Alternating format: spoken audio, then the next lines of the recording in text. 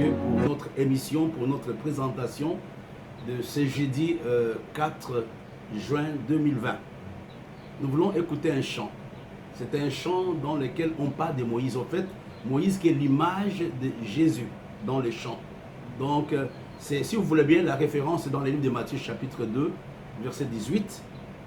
Donc, on est en train juste d'implorer la grâce de Dieu, la grâce de Jésus qu'il intervienne dans notre crise, qu'il intervienne dans tous les problèmes dans lesquels nous nous trouvons aujourd'hui. Il a dit, si tu n'interviens pas, nous périssons. C'est un chant simple en Douala. J'aimerais que nous puissions le suivre ensemble avant de commencer notre enseignement.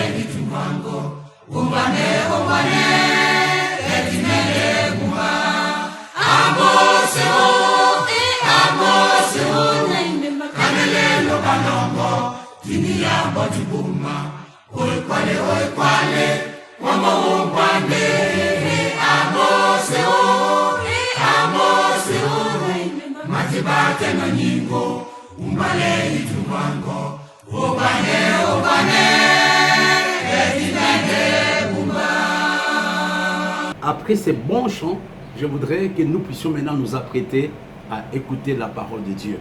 Je vous prie de prier. Seigneur, nous voulons te bénir pour cette deuxième classe de cette semaine. Nous avons besoin de ta présence. Nous avons besoin de ton Saint-Esprit. Guide-nous dans toute la vérité. Dans ton nom, nous avons prié. Amen.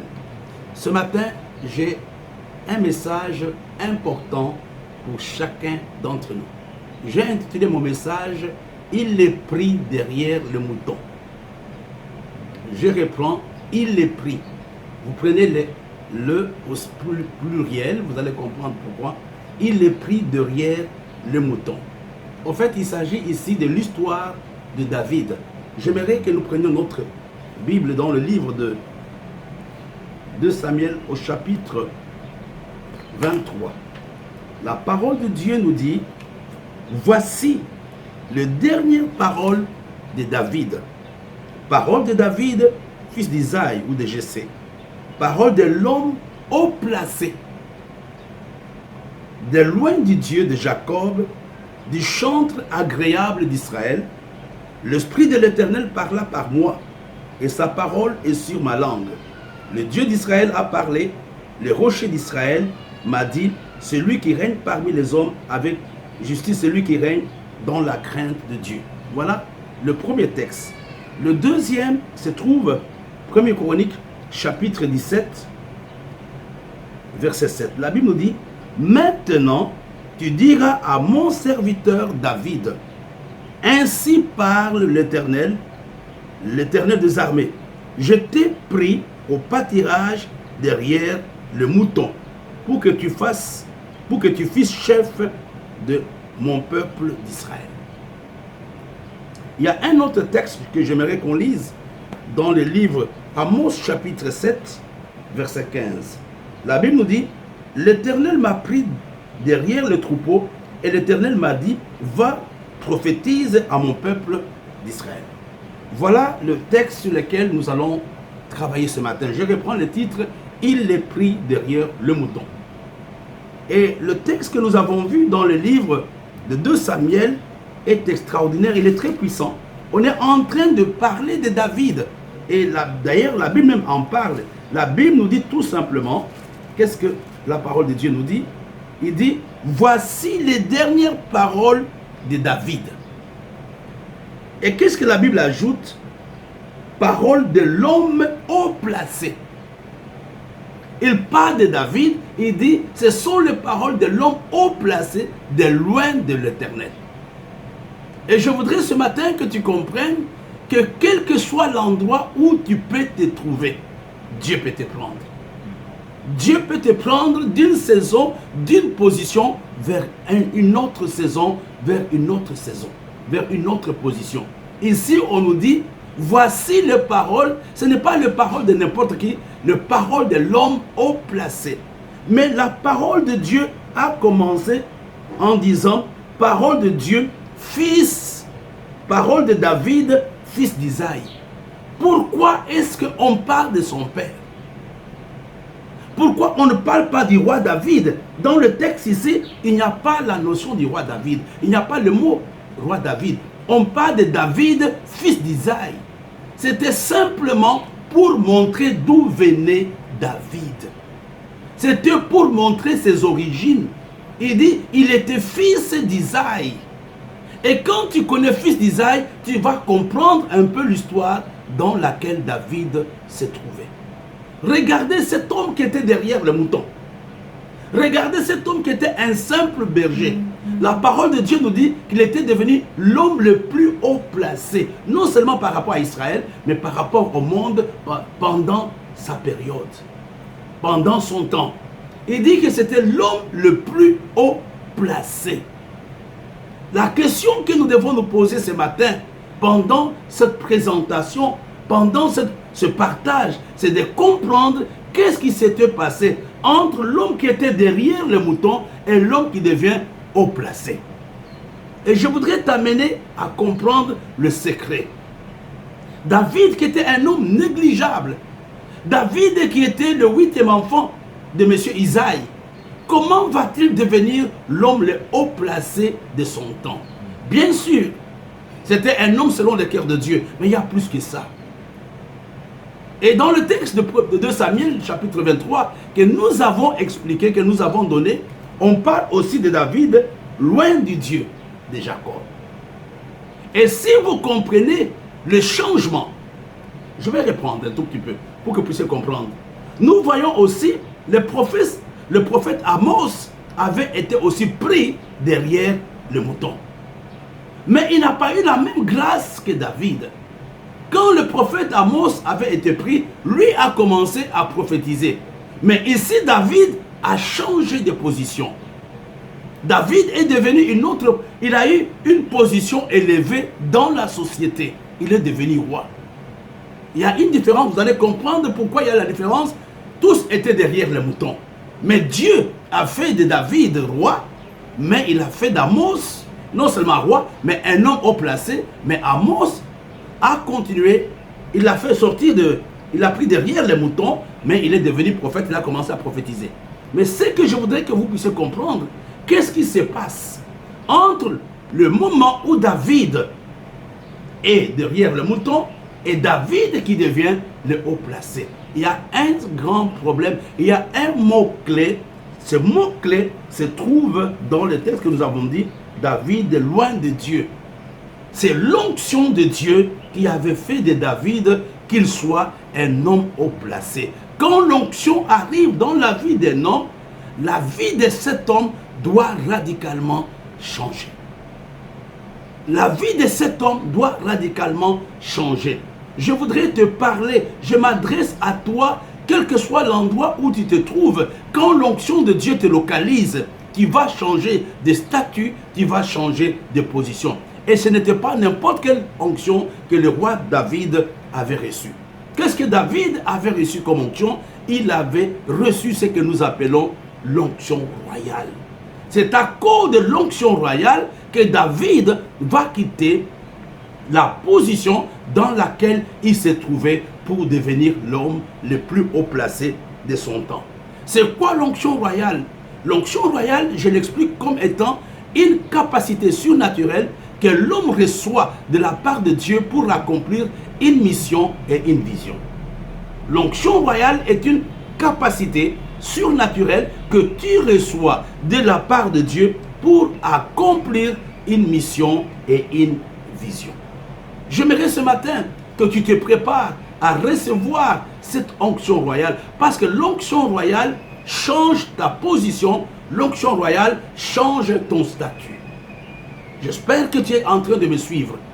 Je voudrais vraiment t'encourager ce matin à dire à Dieu, je veux recevoir l'onction royale. Il faut d'abord le désirer et il faut s'y préparer. La deuxième chose qui est très importante par rapport à l'onction royale, je disais, c'est une capacité surnaturelle qui nous permet d'accomplir la mission et la vision que Dieu nous donne. La deuxième chose par rapport à l'onction royale, c'est quoi l'onction royale? C'est une capacité surnaturelle que nous recevons de Dieu pour régner, pour dominer, pour diriger et pour nous asseoir dans l'environnement surnaturel qui nous permet d'avoir un impact dans le réel. Et tu comprends, David ne pouvait pas diriger Israël pendant cette période s'il n'avait pas reçu l'onction royale. Au fait, l'onction royale est une onction d'autorité, est une onction de commandement, est une onction de direction. Et tu comprends, l'onction royale dont je parle, ce n'est pas pour être chef, mais c'est pour pouvoir diriger. C'est l'onction royale qui te permet de gérer l'église. C'est l'onction royale qui te permet d'amener les gens à accepter ce que tu leur dis. Sans l'onction royale, ton autorité sera bafouée. L'onction royale m'aide à accomplir la mission et la vision que Dieu m'a donnée. L'onction royale me permet de diriger. Nous connaissons les chefs de famille qui n'ont aucune autorité dans leur maison. Nous connaissons des pasteurs qui n'ont aucune autorité dans leur maison. Vous avez besoin aujourd'hui de dire à Dieu, j'ai besoin de ton onction. Je disais, l'onction royale me permet de siéger dans un environnement spirituel élevé et me permet d'avoir un impact dans mon vécu de tous les jours. L'onction royale aussi a un autre avantage. L'onction royale me permet de recevoir la pensée de Dieu. David n'a pas dirigé comme tout le monde. David avait reçu de la part de Dieu les orientations. Je me rappelle une fois devant Siklag, qu'est-ce qui s'était passé? David avait posé la question à Dieu. L'onction royale me permet de recevoir la pensée de Dieu, les orientations de Dieu, la planification de Dieu qui vont m'aider à diriger, qui vont m'aider à marcher avec Dieu. Je suis en train de vous parler de l'importance d'avoir l'onction royale. D'avoir l'onction royale sur sa vie. L'onction royale, c'est cette onction qui me permet aussi de faire quoi? Qui me permet de réunir les gens. Et n'oublions pas que l'un des grands rôles de David était la réunification d'Israël. Il fallait qu'il puisse réunir Israël qui était dirigé entre les tribus. Il y avait déjà le grand schisme. David était venu, il a combattu pour pouvoir amener les gens à être ensemble, non seulement à être ensemble autour de sa personne, mais à être ensemble autour de Dieu. Je voudrais dire à quelqu'un ce matin que tu as besoin pendant cette saison de recevoir l'onction royale. C'est une capacité surnaturelle extraordinaire. Tu ne peux pas combattre les géants avec ta petite force. C'est l'onction que Dieu te donne. Tu vois, il y a des gens qui sont difficiles. Il y a des enfants qui sont compliqués. Mais l'onction royale te permet de gérer, te permet de diriger. Je voudrais m'adresser à toi. Dis à Dieu, j'ai besoin ce matin de recevoir l'onction royale. Ce qui est très important, c'est de se poser la question, comment dois-je déclencher l'onction royale? Et ceci nous ramène à la vie de David. N'oublions pas, Dieu a pris David derrière le mouton. Tu vas me dire, non, moi ça ne me concerne pas, ça te concerne. David n'était pas dans une église. David n'était pas d'une grande famille royale. David était un jeune berger que Dieu va prendre. Et c'est à cause de ce jeune berger, c'est sur ce jeune berger que Israël va être sauvé. C'est ce jeune berger qui va terrasser Goliath avec l'onction royale qu'il avait reçue de la part de Dieu. Quel que soit l'endroit où tu te trouves, tu es candidat à l'onction royale. Quelle que soit la place, tu peux te cacher dans ta maison, tu peux être à l'hôpital. Je ne sais pas quelle est ta position aujourd'hui, mais je voudrais te dire que l'onction royale est disponible pour toi. L'onction royale est disponible pour quelqu'un qui me suit ce matin. Quand nous rentrons dans le livre de 1 Samuel, vous allez voir, le livre de 1 Samuel, c'est là où David va recevoir cette onction. Au chapitre 16,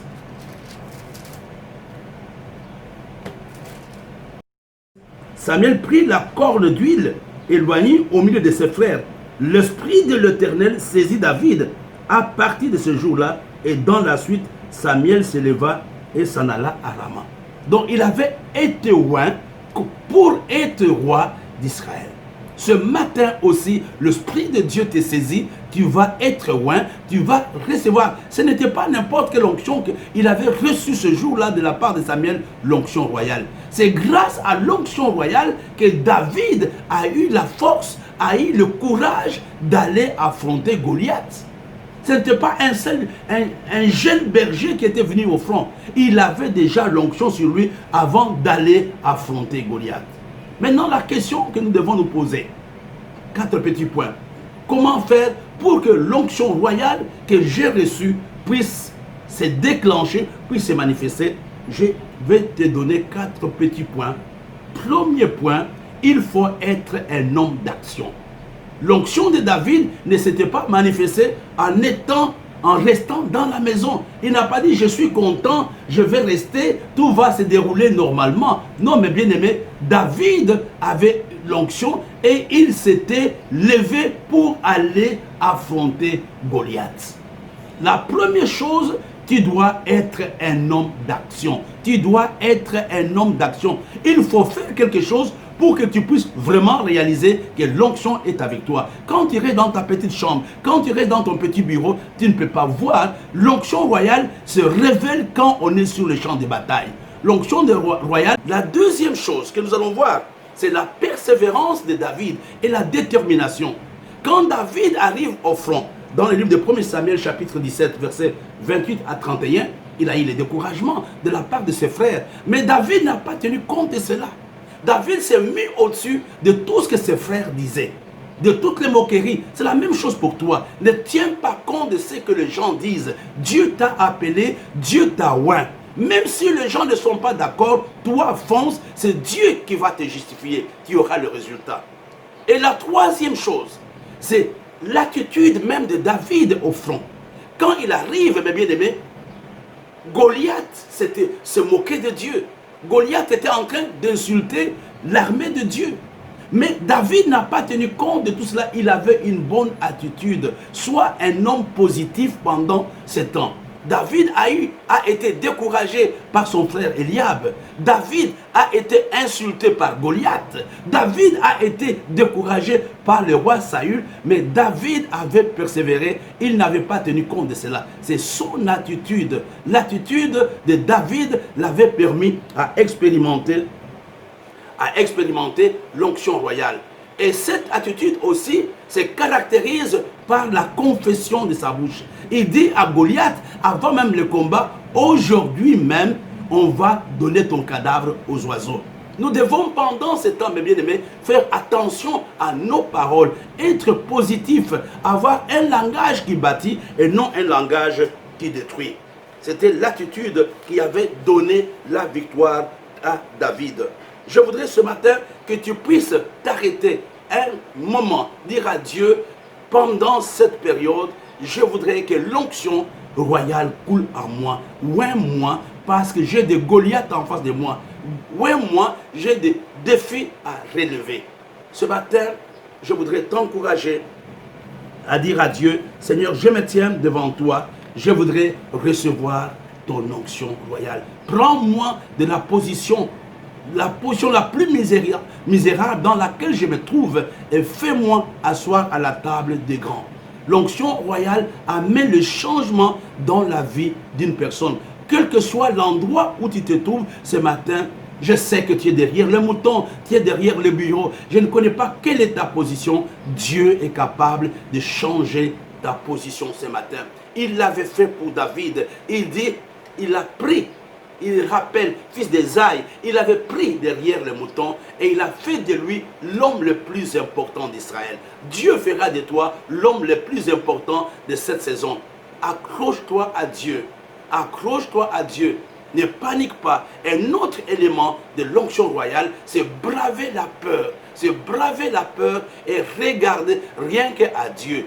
Dieu va te donner ce matin cette onction. L'onction royale m'aide à accomplir la mission que Dieu m'a donnée, à accomplir la vision que Dieu m'a donnée. L'onction royale me permet de recevoir les capacités pour diriger.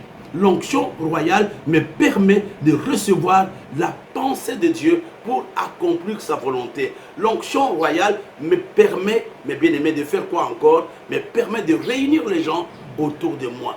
Je vous bénis ce matin. Je sais que vous êtes derrière les moutons, vous êtes derrière la maladie, vous êtes derrière le chèque, mais Dieu va vous prendre de là et il va vous mettre dans une autre position. Je vous bénis de la part de Dieu ce matin. Recevez ces messages. À la fin de cette émission, je vous donne rapidement le programme. Demain, vendredi, nous avons la prière matinale à partir de 7h. Mais à 17h30, nous allons avoir notre direct à l'église. Le samedi, à midi, nous allons avoir la Sainte Seine. Et le dimanche, nous avons changé le programme. Au lieu de 8h30, le pain de champion commencera désormais à 8h. Ça sera de 8h à 8h30. Et le dimanche, à 10h15, nous allons avoir notre grand culte. Que Dieu vous bénisse et ayez une très bonne